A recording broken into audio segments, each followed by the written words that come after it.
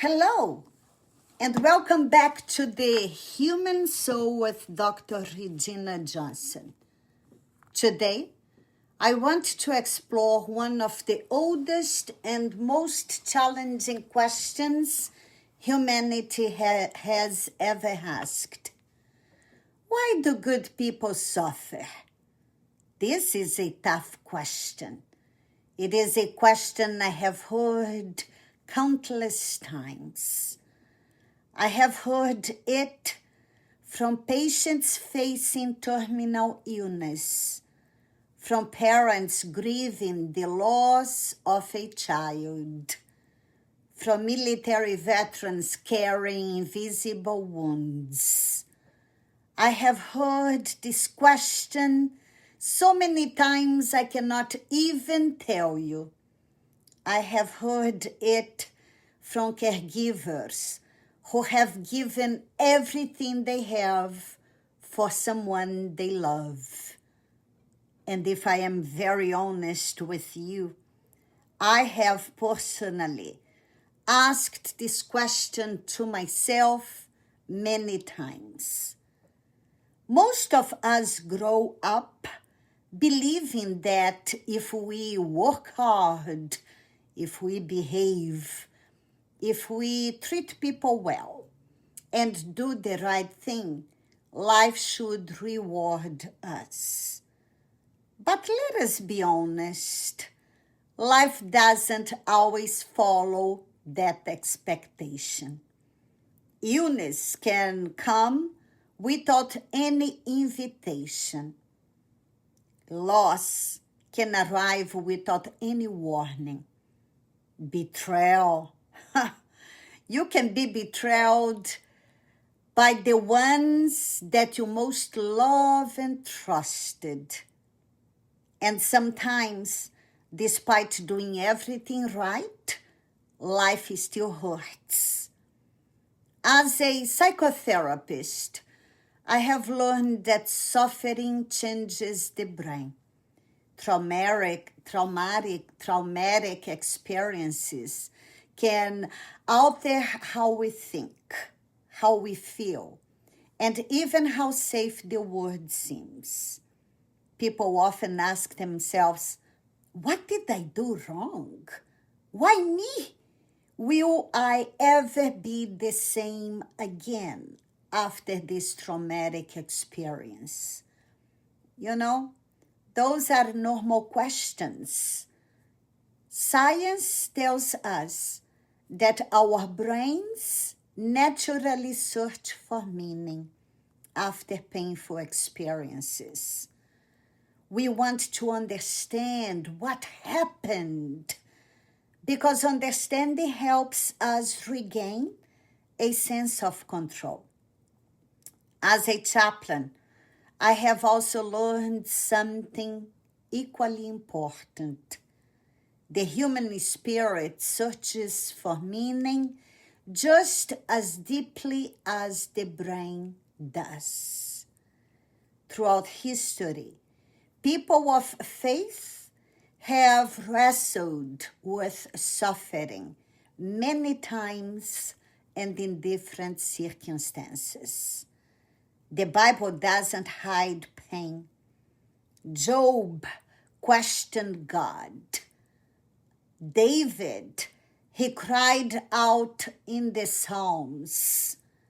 Jesus himself, he experienced profound suffering. Why you and I should not face any pain? Scripture reminds us that suffering is part of the human journey.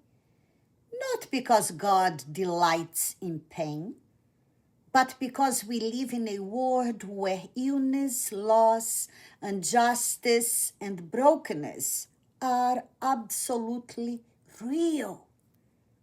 Yet, Scripture also offers hope.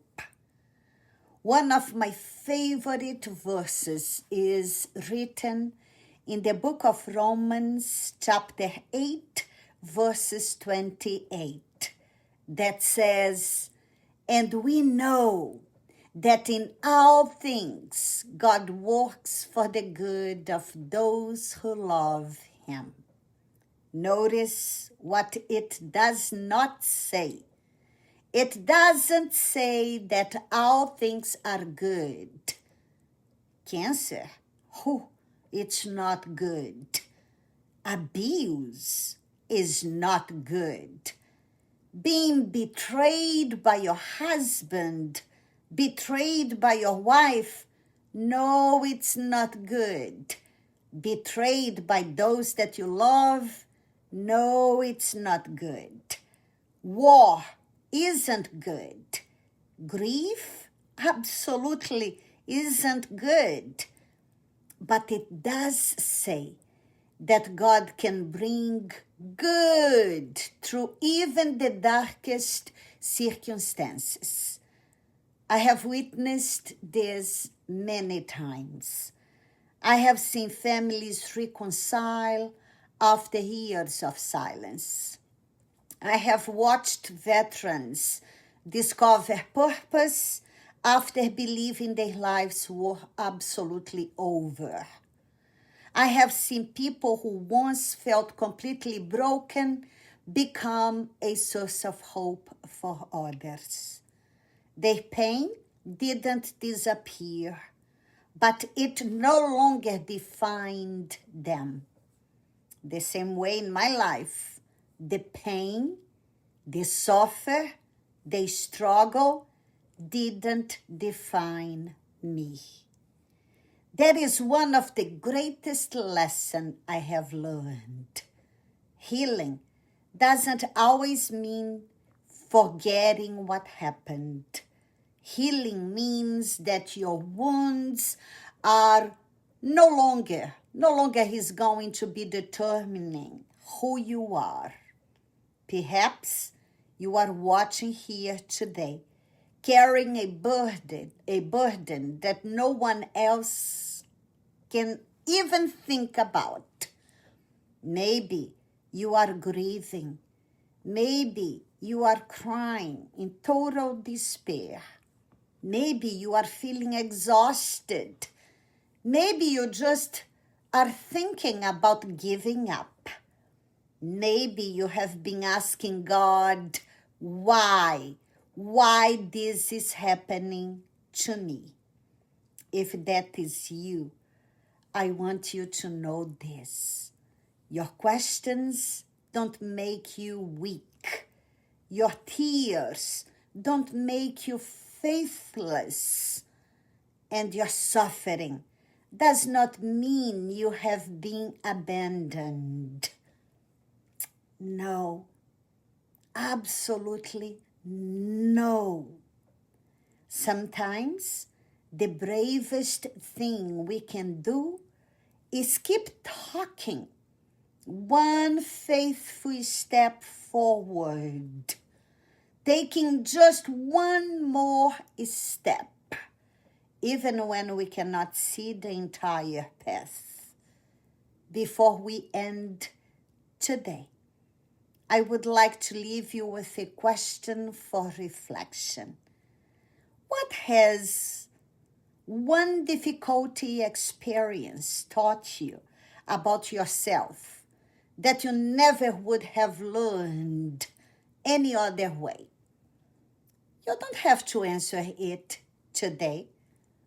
Just sit, breathe.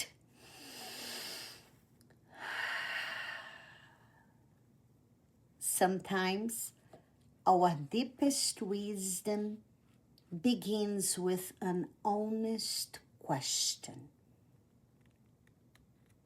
If this conversation encouraged you, I invite you to subscribe and join me each week as we explore the intersection of psychology, faith, resiliency, and the human soul.